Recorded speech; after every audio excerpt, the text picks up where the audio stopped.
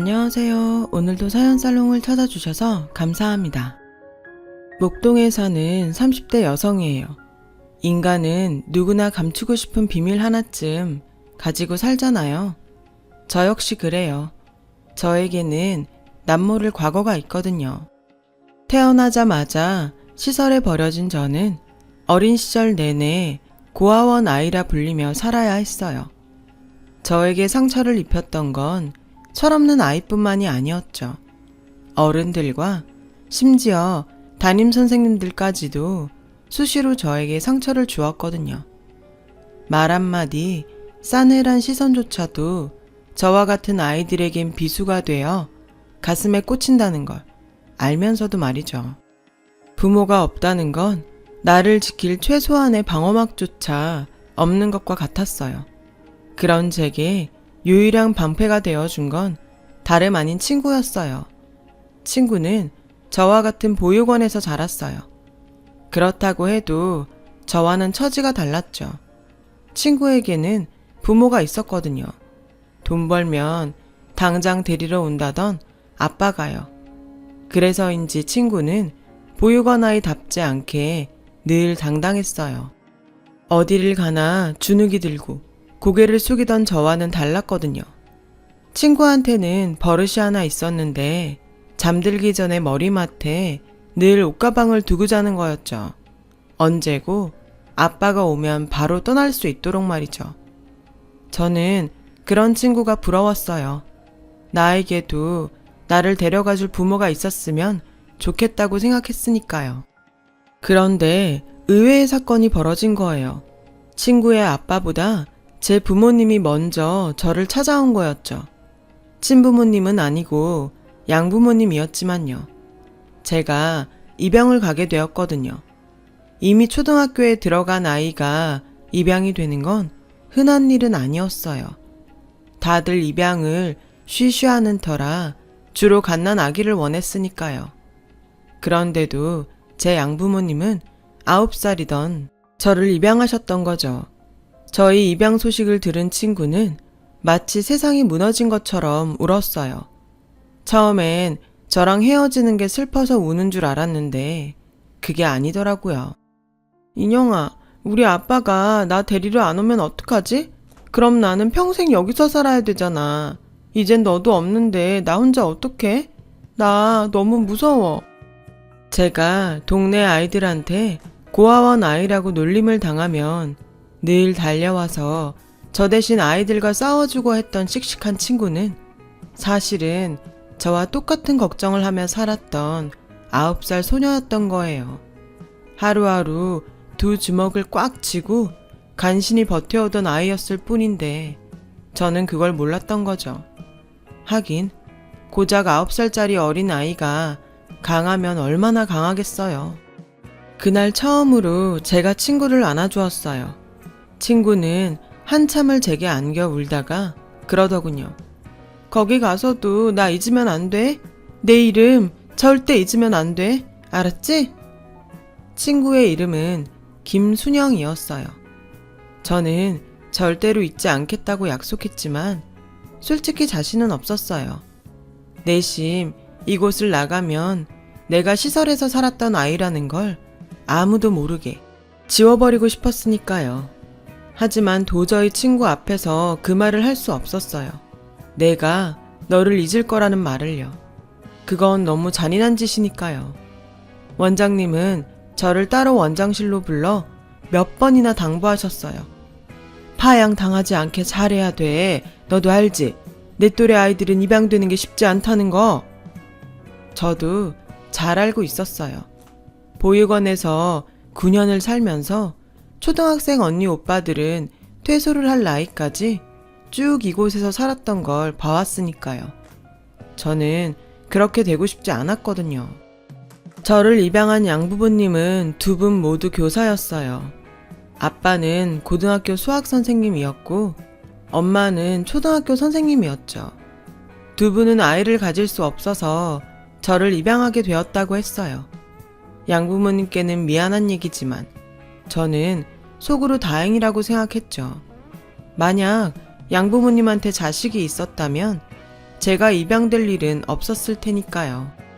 양부모님은 부자는 아니었지만 안정적인 직업 덕분에 저는 부족함 없는 지원을 받으며 자랄 수 있었어요. 그토록 꿈꾸던 평범한 삶을 살 수 있게 된 거죠. 입양이 되면서 많은 게 변했어요. 일단 성이 바뀌었죠. 김인영에서 강인영으로요. 단지 성만 바뀌었을 뿐인데도 제 인생은 많은 게 달라졌어요. 난생 처음 제 방을 갖게 되었고, 책장 가득 동화책이 있었고, 제 옷장도 생겼죠. 옷장에는 제 옷들로 가득 차 있었어요. 보고도 믿기 힘들 정도로 가득이요. 평범한 가정의 아이가 된다는 건 이런 거구나 생각했죠. 바뀐 건 그것뿐만이 아니었어요. 입양이 되고 처음 맞은 어린이날에는 선물도 받고 놀이동산에도 갔거든요. 내 옆에 든든한 부모님이 계시니까 더 이상 그 누구도 저를 불쌍한 고아원 아이로 보지 않았어요. 부모님이 옆에 계시니 사람들 앞에서 주눅들 이유도 없었고요. 그래서 저는 이 행복을 깨지 않기 위해 철저히 과거를 숨기고 살기로 했어요. 친한 친구들조차도 제가 입양하라는 사실을 모를 정도로 꼭꼭 숨겼죠. 하루는 아빠가 그러시더라고요. 사람에게는 누구나 감추고 싶은 비밀이 있어. 네가 입양된 사실을 숨기고 싶다면 엄마랑 아빠도 그렇게 해줄게. 저는 말없이 고개를 끄덕였어요. 그리고 그날부터 제가 입양된 사실을 아는 모든 사람들은 입을 다물어 주었죠. 양가 할머니, 할아버지와 이모, 고모, 삼촌들까지 모두요. 그렇게 저는 새롭게 태어났어요. 새로 전학 간 학교에서는 친구도 사귈 수 있었어요. 부모님은 뭐 하시냐는 친구 부모님의 물음에 두 분 다 학교 선생님이라고 당당히 말할 수도 있었죠. 그 말에 저를 보는 친구 부모님의 표정이 한층 부드러워지더군요. 그 순간 쾌감 같은 걸 느꼈어요. 고아에서 하루아침에 저 높은 곳으로 신분이 상승된 것 같았거든요. 그러면서도 한편으로는 세상이 참 간사하다는 생각도 했어요. 고아원에 살 때나 양부모님 집에 살 때나 나는 똑같은 나일 뿐인데 배경에 따라 다른 취급을 당했으니까요. 이래서 부모 없는 자식이 세상에서 가장 불쌍하다고 하는구나 했죠. 그러거나 말거나 전학 간 학교에도 어느 정도 적응도 됐고 방과 후에는 친구들과 떡볶이를 사 먹는 소소한 재미도 알게 되었어요. 친구들처럼 피아노 학원도 다니고 보습 학원도 다니게 되었죠. 친구들은 학원에 다니는 걸 싫어했지만 저는 그 반대였어요. 학원에 다닌다는 건 마치 내가 부모가 있는 아이라는 걸 인증받는 것 같았거든요. 날 위해 기꺼이 돈을 써주는 부모님이 있다는 증거니까요. 그래서 좋았어요. 그렇게 저는 초중고 시절을 보내고 대학에 입학했어요. 양부모님처럼 교사가 되고 싶어서 K대 영어교육학과에 들어갔죠. 소위 말하는 명문대에 입학을 하고 보니 양부모님도 좋아하셨지만 무엇보다 제 입양을 반대했었던 친할머니가 무척 좋아하셨어요. 당신 아들을 닮아 제가 똑똑한 거라며 그제야 저를 손녀딸로 인정하시더군요. 친할머니의 손녀딸이 되기 위해 죽어라 공부한 건 아니었지만 내 힘으로 인정받았다는 사실에 약간의 성취감도 느낄 수 있었어요. 대학을 졸업한 다음 해에 저는 임용고시에 붙어서 교사 임용이 되었어요. 지금의 남편과는 고시생 시절에 노량진 학원가에서 만나 사귄 지 3년 만에 결혼을 하게 되었고요. 물론 남편과 시댁에는 제가 입양하라는 사실은 비밀로 했어요. 어차피 가족 외에는 제 과거를 아는 사람은 없었기 때문에 굳이 말할 필요가 없다고 생각했거든요. 세상에 비밀은 없다는 걸 그때 알았다면 그러지 않았을 텐데 말이에요. 남편은 여고에서 수학 교사로 근무하고 있어요. 아빠랑 전공이 같아서 그런지 장인과 사위가 그렇게 친할 수가 없어요. 시험 문제 출제 기간이 다가오면 서로 정보도 공유하는 것 같더라고요. 그럴 때마다 엄마랑 제가 소외감을 느낄 정도라니까요. 아빠는 딸 덕분에 아들을 얻은 셈이었죠. 남편이 우리 집에서 사랑받는 만큼 저 또한 시댁에서 사랑을 받았어요. 딱 한 사람, 시누이한테만 빼고요. 솔직히 말하면 하필 여우 같은 시누이한테 비밀이 들켜서 시달리며 살고 있죠. 언니, 아무리 그래도 출신을 숨긴 건 좀 그렇다. 하긴 언니가 입양아인 거 알았으면 우리 엄마 성격에 가만히 있었겠어? 당장 그 결혼 파토지. 내가 입만 다물면 언니도 좋고 우리 집도 조용하고 다 윈윈이네. 그래서 말인데 언니, 나 재준 씨랑 4박 5일 괌 여행 가려는데 언니가 엄마 좀 설득해줘요. 할 수 있죠? 이 여우 같은 게 어찌나 사람을 알차게 부려먹는지 그놈의 언니 소리만 들어도 치가 떨릴 지경이에요. 문제는 이 지옥 같은 생활을 앞으로도 수십 년은 더 해야 한다는 거죠. 시부모님이 돌아가시기 전까지는 시누이 입에 제 인생이 달려있으니까요. 차라리 처음부터 밝히고 결혼을 하는 거였는데 제가 바보 같았어요. 그런데 사람이 죽으란 법은 없다더니 의외의 복병이 생겼지 뭐예요. 어릴 때부터 가문의 영광이라 불리며 엘리트 코스 제대로 밟아 검사까지 된 시동생이 뜬금없이 결혼을 하겠다며 여자를 데려왔는데 그 여자가 글쎄 화류계 출신이라지 뭐예요. 시누이 말로는 강남에서 유명한 템프로였다는 소문도 있고 홍대 유명 클럽 마담이라는 소문도 있는 여자였죠. 시어머니는 죽 써서 개줄 일 있냐며 길길이 뛰고 결사 반대였고 아버님은 딱히 반대는 안 하셨지만 그렇다고 찬성도 아닌 상태였죠. 남편과 저 역시 중립인 상태고요. 앞장서서 반대하는 건 단연 시누이였어요. 그 여우 같은 게 그동안 오빠들한테 삥 뜯는 재미로 살았는데 큰 돈줄이던 작은 오빠가 결혼을 한다니 똥줄이 탔겠죠. 거기다 만만찮은 화류계 올케라니 왜 안 그렇겠어요? 저처럼 자기한테 큰 약점을 물린 상황이라면 모를까. 예비시댁에 첫 인사 온 날 시댁 식구들 앞에서 제 입으로 화류계 출신이라고 당당히 밝힐 정도의 사람인데 어디 약점 캐내기가 쉽겠어요? 그러니 시어머니 등에 업고 그렇게 반대를 하는 거죠. 아무튼 예비동서 덕분에 저는 요즘 살맛이 난답니다. 그 여우 같은 시누이가 저를 지 편을 만들려고 그렇게 알랑방구를 뀌지 뭐예요. 언니, 아무리 학교 선생님이라지만 스카프로 봄 분위기 정도는 내도 되잖아요. 이거 어제 엄마랑 백화점 갔다가 올케 언니 생각나서 하나 샀어요. 좀 비싸긴 한데 그래도 우리 올케 언니한테 딱 어울릴 것 같아서 질렀죠 뭐. 참, 내가 그 말 했었나? 언니는 보면 볼수록 사람이 단아해요. 왜 술집 여자처럼 천박하고 드세고 그런 여자들이랑은 천지 차이라니까. 누구처럼 말이지. 그래서 말인데 언니도 그 여자 반대죠? 아주 생전 안 하던 선물 공세까지 해가며 살살 녹이는데 이래서 남편이랑 시동생이 그렇게 시누이한테 지갑을 털려왔구나 싶더라니까요. 하지만 지난 2년간 시누이한테 옴팡지게 당해온 저로서 이렇게 쉽게 넘어가 줄 수는 없죠. 이참에 저도 어느 쪽이 나한테 유리한지 계산기 좀 튕겨봐야겠다고 생각했어요. 그래서 예비동서를 만나보기로 했죠. 약속 장소에 나가보니 예비동서는 아직 도착을 안 했더라고요. 나 같으면 손윗동서를 만나는 자리라면 먼저 나와 기다렸을 텐데 예상대로 만만치 않은 사람이다 했어요. 그렇게 20분 정도 지났을까요?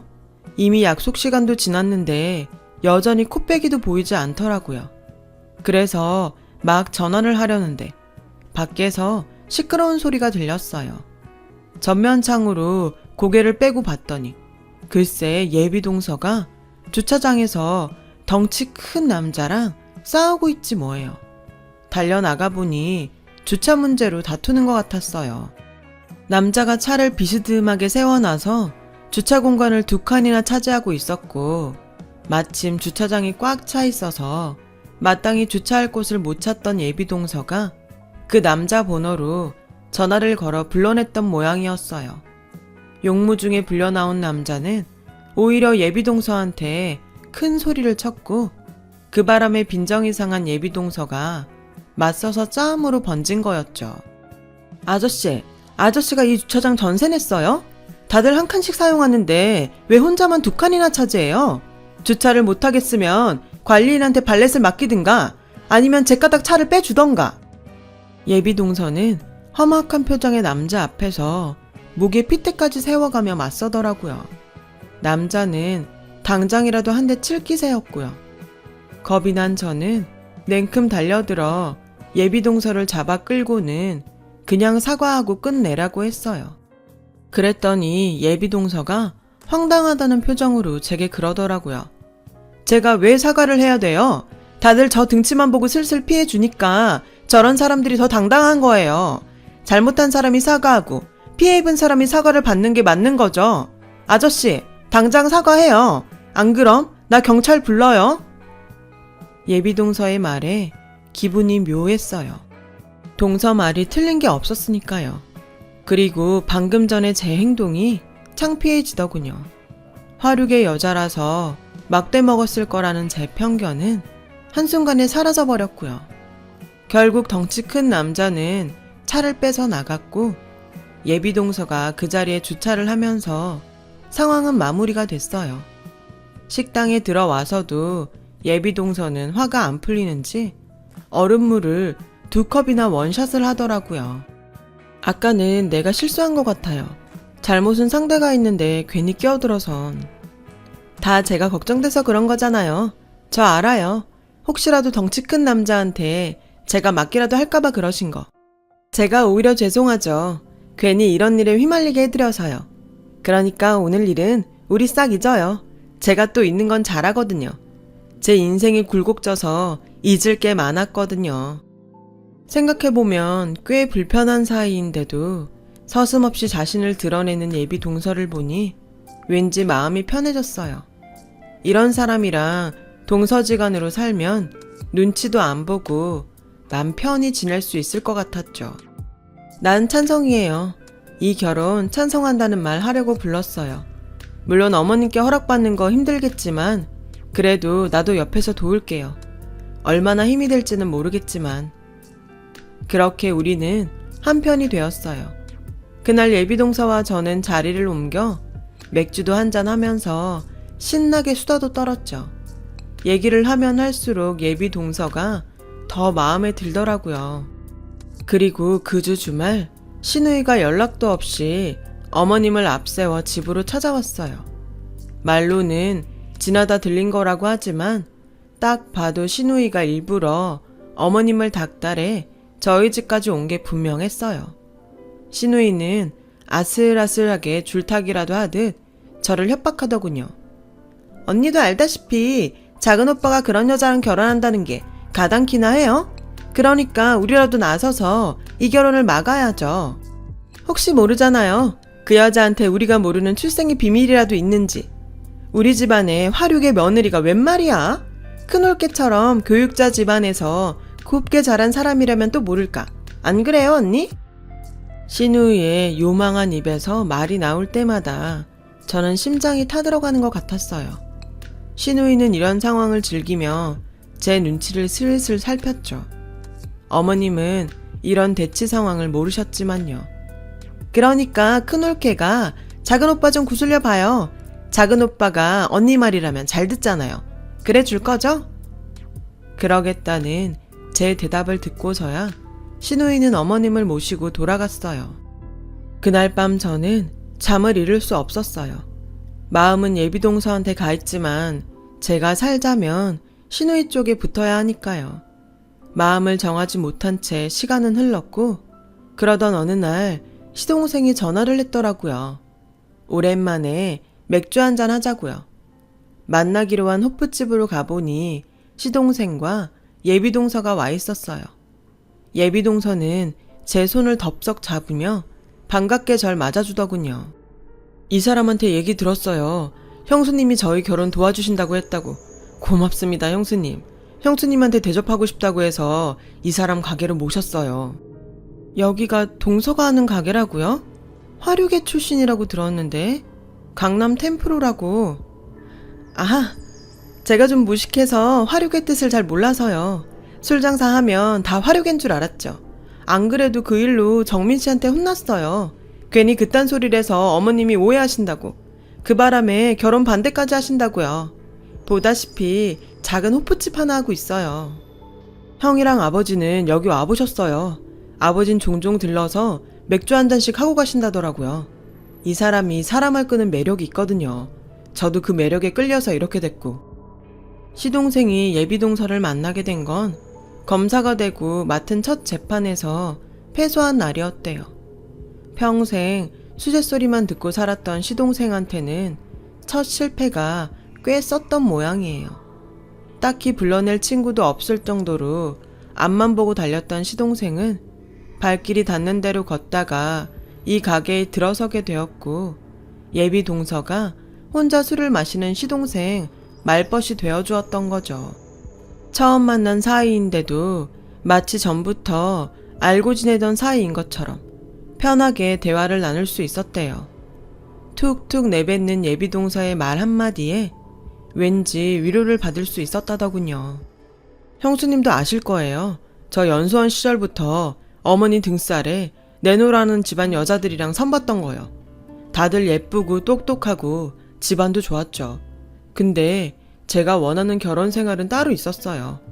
형이랑 형수가 연애하던 시절부터 결혼해서 사는 지금까지 저 다 봤잖아요. 친구처럼 스스럼 없이 다투고 서로 기대면서 살아가는 모습 보면서 나도 저렇게 살고 싶다고 생각했어요. 적어도 집에서만큼은 내 모습 그대로 편하게 살고 싶거든요. 순영이랑은 그렇게 살 자신이 있어요. 전 그동안 참고 감추고 티 안 내고 사는데 익숙했는데 이 사람은 다르거든요. 형수님도 아시겠지만 순영이는 솔직한 사람이잖아요. 사귀기로 한 첫날 저한테 그러더라고요. 자긴 어려서 아빠한테 버림받고 시설에서 자랐다고요. 데리러 온다는 말만 믿고 늘 머리맡에 옷가방을 싸놓고 기다렸는데 시설을 나가는 날까지도 오지 않았대요. 억울한 마음에 만나서 욕이라도 실컷 해주려고 정착급 받은 걸로 흥신소에 맡겨서 찾았대요. 얼마나 잘 사나 보려고 찾아가 봤더니 대장암 말기로 오늘 내일 하고 계셨대요.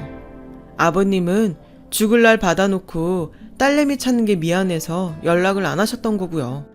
만나고 한 달도 안 돼서 아버님은 돌아가셨고 순영인 다시 혼자가 됐고요. 이 호프집이 아버님이 하시던 가게예요. 시동생이 얘기를 듣고 참을 수가 없었어요. 그동안 잊고 살았던 그 이름이 떠올랐거든요. 내 어린 시절 유일하게 방패가 되어주었던 내 친구 순영이가요. 나도 모르게 눈물이 흘렀어요. 제 모습에 놀랐는지 예비동서는 놀란 얼굴로 무슨 일이 있냐고 묻더군요. 저는 예비동서의 얼굴을 찬찬히 살폈지만 솔직히 어린 시절 순영이의 얼굴은 찾을 수 없었어요. 너무 오랜 시간이 흘렀고 그동안 애써 잊으려고 했었기에 선명하게 그 얼굴이 떠오르지 않았거든요. 순영이니? 김순영? 천사보육원에 살던 순영이 맞아? 나야 김인영. 나 기억나? 울먹이는 저를 바라보던 예비동서의 얼굴이 움찔거렸어요. 그러더니 이내 닭똥 같은 눈물을 뚝뚝 흘리며 저를 덥석 안았죠. 그 순간 예비동서와 저는 9살 김인영과 김순영으로 돌아가 한참을 꺽대며 울었어요. 자신을 잊지 말아달라던 순영이도 기어이 잊으려고 노력하던 김인영도 25년이 지난 지금 서로를 알아보지는 못했지만 결국 이렇게 만나게 된 거예요. 그날 이후 우리는 25년 전 오전 그대로 돌아갔어요. 그리고 저는 그동안 제가 감추고 살아온 출생의 비밀을 남편과 시동생한테 털어놓았죠. 꽤 충격을 받을 줄 알았지만 남편과 시동생은 의외로 덤덤하더라고요. 오히려 말 못한 채 마음에 담고 사느라 힘들었겠다고 위로를 해주었어요. 그런 반응이 허탈하면서도 고맙더군요. 문제는 시부모님이었죠. 어떻게 말을 해야 하나 며칠을 고민하는데 시누이가 전화를 했더라고요. 언니, 실망이에요. 언니 요즘 그 여자랑 놀고 다닌다면서요? 어떻게 언니가 나한테 이래? 어떻게 내 뒤통수를 칠 수가 있냐고. 알죠? 내가 입만 뻥긋하면 평탄하게 흘러가던 언니 인생에 똥물 튀는 거. 나 가만 안 있을 거야. 각오해요. 그 순간 결심이 섰어요. 이래주구나 저래주구나 마찬가지인데 죽을 때 죽더라도 못된 시누이 손에는 절대 죽지 않겠다고요. 그래서 시댁으로 달려갔어요. 갑작스런 제 방문에 어머님은 무슨 일 있냐고 물으시더군요. 그런 건 아니고 드릴 말씀이 있어서 찾아왔다고 말씀드렸어요. 그리고는 떨어지지 않는 입으로 얘기를 시작했어요. 이제서야 말씀을 드려요. 사실 저는 지금 부모님께 9살 때 입양이 됐어요. 그 전까지는 보육원에서 자랐고요. 온몸에 힘을 주고 또박또박 말씀을 드리는데 어머님이 제 손을 잡으셨어요.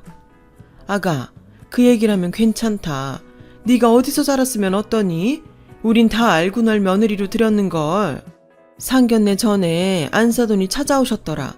네가 부모님을 만나 어떻게 자라왔는지. 사진이랑 네가 쓴 편지들을 보여주시며 네가 어떤 아이인지 다 얘기해 주셨어. 사랑받고 자란 아이였더라. 그거면 됐지 않니? 어디서 자랐든 그게 뭐가 중요하니? 네가 이렇게 바르게 자랐다는 게 중요한 거 아니겠어? 그러니까 힘든 얘기 안 해도 된다. 이렇게 널 힘들게 할 줄 알았다면 진작 얘기할 걸 그랬구나. 괜찮다 아가. 그러니까 울지 말어. 어머님은 제 손을 쓸어주시며 울먹이는 저를 달래주셨어요.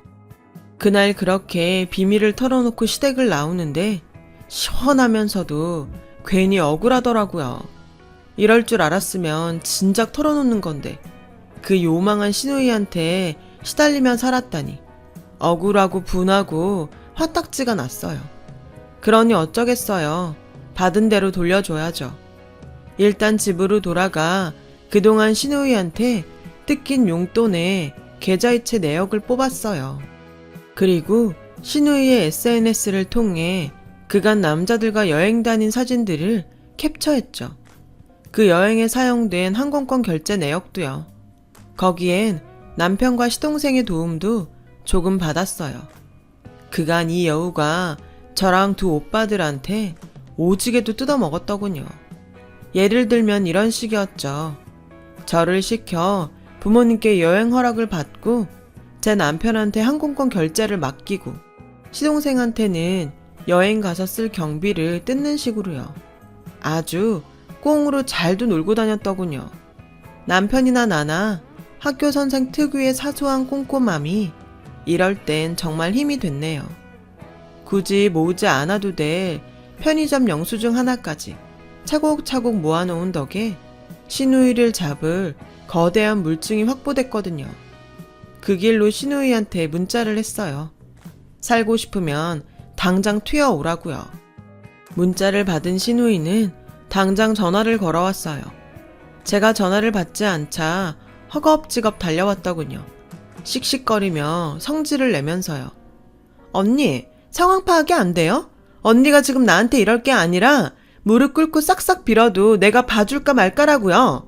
언니, 이혼녀로 살고 싶어요? 글쎄, 이혼 생각은 안 해봤는데? 대신 이런 생각은 해봤어.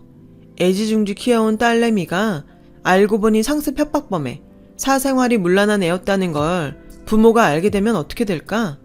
철철이 남자 바꿔서 해외여행 다니며 호텔에서 남자랑 자고 다니는 너 같은 애 말이야. 꼬리가 길면 밟히는 거 몰랐니? 네가 자랑질하려고 SNS에 올린 해외 호텔이며 리조트 사진들, 그리고 꼼꼼한 네 오빠가 모아둔 항공권 결제 카드 명세서, 그리고 대한민국 검사인 작은 오빠가 건네준 여행경비 이체 확인서, 그리고 내 증언. 이거면 넌 빼박 켄트야. 이걸로도 부족하다면 너랑 내 남친들 출입국 기록까지 다 떼어다 줄 수 있어. 내가 아는 검사 시동생이 그 정도 힘은 있다며 언제든 말하라네. 그러니까 앞으로 나한테도 새로 들어올 작은 올케한테도 까불지 마. 비싼 돈 주고 세팅만 머리카락 깎여서 방구석에 처박히고 싶지 않으면. 알았니? 이 건방진 지지배야. 아차, 혹시나 해서 하는 말인데 혹여라도 내 출생일 비밀 가지고 가족들 앞에서 까불 생각은 마. 이미 그 카드는 내가 자발적으로 다 깠으니까. 그리고 내가 준 네 비밀은 내가 두고두고 하나씩 꺼내 먹을 생각이니까 알아서 잘 처신하고. 그럼 일찍 집에 들어가세요, 아가씨. 기세등등하게 저희 집에 쳐들어왔던 시누이는 죽상이 돼서 돌아갔어요. 그리고 제가 그랬던 것처럼 시누이는 목줄을 쥔 제 뜻에 따라 어머님의 뜻을 바꿔놔야 했어요. 시동생의 결혼이 성사될 수 있도록요. 여우 같은 시누이가 어떻게 어머님을 구워 삶았는지. 얼마 뒤 시동생은 결혼 허락을 받았고 다음 주면 결혼식을 올리게 돼요. 25년 전의 인연이 이런 식으로 조우하게 될 줄은 몰랐지만 모르긴 해도 순영이랑 제가 질긴 인연인 건 맞는 것 같아요. 아, 그리고 저에게 목줄 잡힌 시누이는 아주 온순한 강아지처럼 제 옆에서 예쁜 짓을 하며 잘 지내고 있어요. 언제 이 목줄이 끊어질지는 모르지만 그때쯤 되면 귀여운 시누이도 철이 좀 들겠죠. 안 되면 어쩔 수 없고요.